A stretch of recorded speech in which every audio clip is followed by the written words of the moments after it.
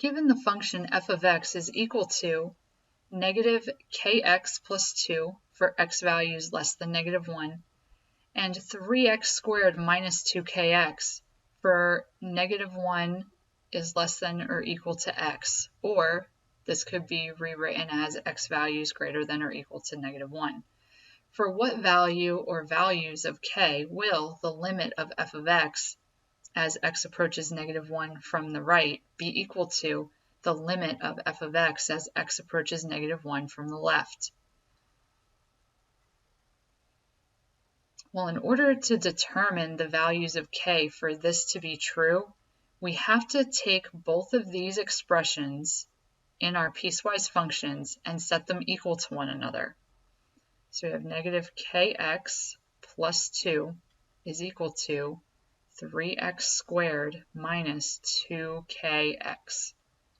And we're doing this because we want the limit to exist at negative 1, or we want to have both the right and left approaching values to negative 1 both be the same or be equal to one another.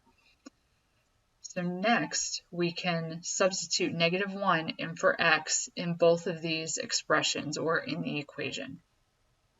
So we will have negative k times negative 1 plus 2 is equal to 3 times negative 1 squared minus 2k, and then x is negative 1.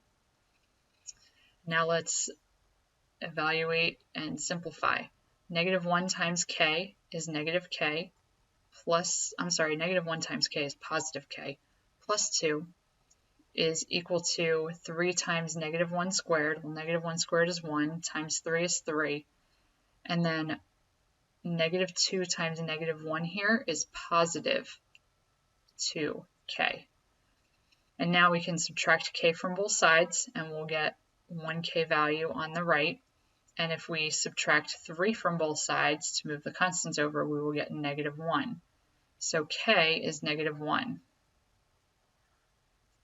or answer choice D.